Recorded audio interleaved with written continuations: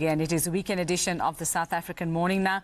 It is the International Day of Education, and as the country continues to celebrate our 2025 matric results, there is some concern mounting over maths marks. Now, despite improvements in the overall pass rate, the maths pass rate has become rather stagnant. Now, this has raised some questions about foundation learning and long-term skills development. Experts are warning the problem starts well before grade 12 and cannot be fixed overnight. While Professor Seithuti Moshokoa from the SA Mathematics Foundation joining us now to crunch some numbers. Prof, a very good morning and thanks so much for joining us. And I must say, when I saw this interview, I froze because maths was my worst subject. I'm that person who got 19% in her test. we can just swap it around. I wish we had. Well, it's too late now. Okay. English worked out better for me. So we are celebrating the overall pass rate, right? But we're going to break it down a bit. Maths in 2025, the pass rates from what we know declined from what, 69% to about 64%.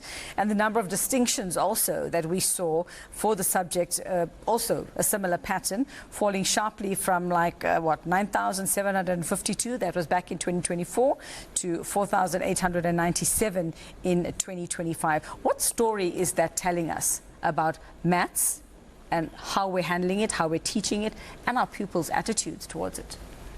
All right, thank you very much for having me here. And let me also say happy International Mathematics Day to all the educators, nationally as well as internationally. Now, coming back to your problem, indeed, this indicates some very serious concern for the country, for specifically, us in the mathematics discipline, because we value how mathematics helps citizens to actually face problems and how to solve them. But now, when one looks at zooming down to the nature of the problem, also one looks at not only do we see the decrease, excuse me, in terms of the numbers of learners who are taking mathematics, but the number of those who are passing is also going down, which is very much of a concern as to what is actually happening. But the attitude towards mathematics is a long problem for the country. We don't have to go back to historical problems. We just need to confront what is the problem, and then from there try to find out the solutions. The problems are quite a number of them. I'll just mention a few of the problems. One of the problems could be because there is an alternate subject, which is called mathematical literacy, where instead of learners taking pure mathematics, they can opt for mathematical literacy. Of course, such an option assists learners to have more higher marks or more distinctions. But as to the quality of those distinctions, one has to look at whether does that really help in terms of the careers in STEM-related careers. I've got two kids in high school, right? So there are subjects that we didn't even do when I was in high school, which was in the 1990s. But I mean, I wish we'd had something like maths literacy, although you're saying, it's not they should be doing maths, I think. Maths is what they need. But from what I understand about maths lit, it seems like it does teach you life skills, because I'm thinking back to what I learned. Where am I using trigonometry at this point in my life? So do you say it goes all the way back to grade 1? At what point can we identify whether this child needs to go in the direction of maths or maths literacy? Yes, let me say that making choices for these learners when they're still young is very much is a challenging issue because we might be closing gaps for them.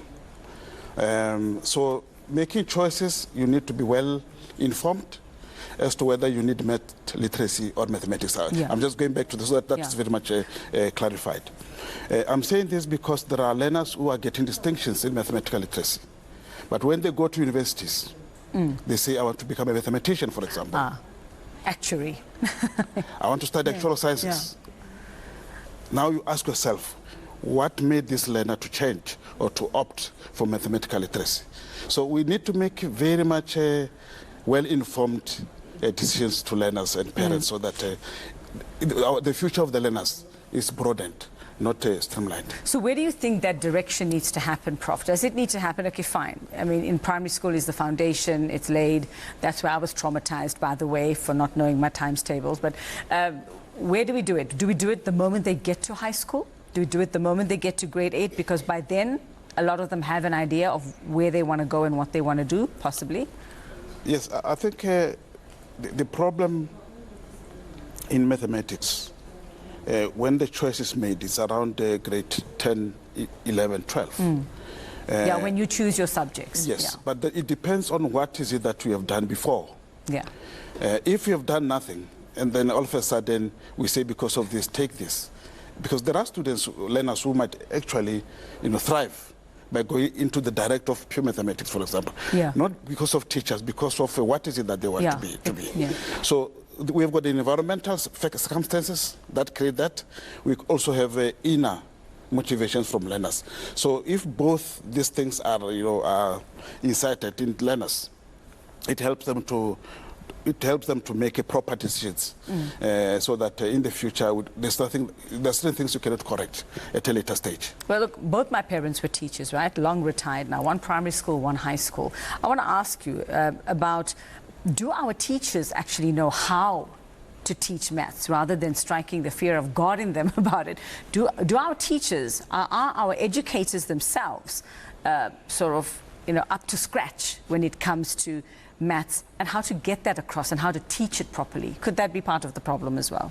Yes, I think the issue of the qualifications of teachers is part of the problem that we have. Systematic, resources, infrastructure at schools is also a problem. I think actually in 2025 we had a conference which was hosted by the University of the Western Cape. We called it Mega Maths, where for the first time all stakeholders from government, from private sector, were part of the discussions where we were trying to look at the problem of mathematics, because it's the content as well as how you teach the content. And the understanding of it. The understanding of it. So it's not only just knowing about the subject. I can know the subject, but I might not be able to teach it. But in the country, the challenge is that we don't have people with enough content to teach mathematics. So that's where we need to start off. Once we do that, then we can have other things that are coming in, issues of language and other factors that are affecting, the learning of mathematics. Because I would think that the basis of maths is problem solving, and that's why you can't just give a child marks because they got the answer right. Now I see you need to show the process, and you marked on the different stages. Just to wrap up for us, Prof, I mean, everything you're saying now, what would be the changes? Because I mean, there's the feeling out there that if we strengthen the foundation when it comes to maths, it could go a long way to actually dealing with especially our youth unemployment problem in this country and the economy in general as well, that it would make a difference. Do you agree with that? That maths plays a pivotal part in that? And if we need to start looking at things differently and making some changes, where would you start? All right. Thank you very much. I think let me go back to the issue of the problem that we have before I can wrap up. Now, knowing the problems that we face is very much important. And this is where we need everyone coming together. I know that, as I've mentioned, the issue of the content of the subject and the issue of how you teach the content, that's very much key. And you need people who are researching on how you teach mathematics, as well as mathematicians. These are people who know the subject, coming together to look at what is the best way to resolve the problem that we have. This problem is a long problem that we've been having. And this should be in a way that we reinforce each other, not compete with each other. Because there could be a sense that, mathematicians, they know the subject, they are not interested with people who are researching, but we need everybody coming together to try and resolve the problem that we have.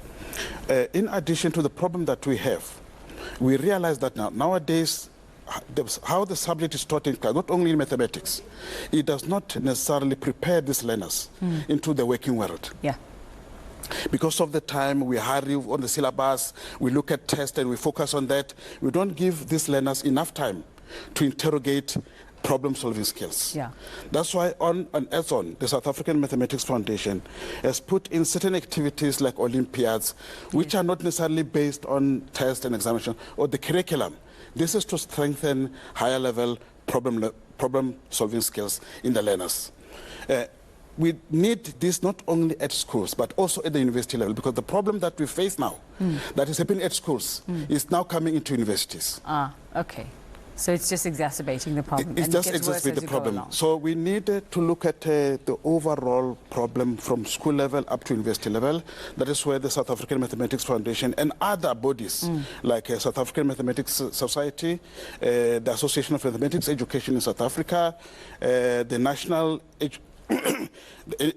Education Trust, the Institution of Mathematical in South Africa. So quite a lot of organizations that are involved in this to try and look at all possible problems and how can we resolve it. So what I'm saying in short is that it is not time for us to say that this problem is insurmountable, it cannot be solved, that we are busy trying to find a way in which we can solve the problem. But what we need is learners or citizens who can face problems and have time, patience, perseverance to solve those problems. And not be scared. Not to be in a hurry to solve problems. Or afraid of maths. Yes, you mentioned the Olympiad. You just gave me flashbacks about that question about the 2 trains. You know, that one always comes up in the Olympiads. But I promise you, Prof, you couldn't pay me enough money to go back and study maths. But good luck to you and the foundation and everybody else who's studying maths out there. Thank you so much for your time. No problem. You're welcome. And I hope things get better. Yes, we think so. We think so. We need that. Thanks very much, Professor Seithuti Moshokoa from the South African Mathematics Foundation.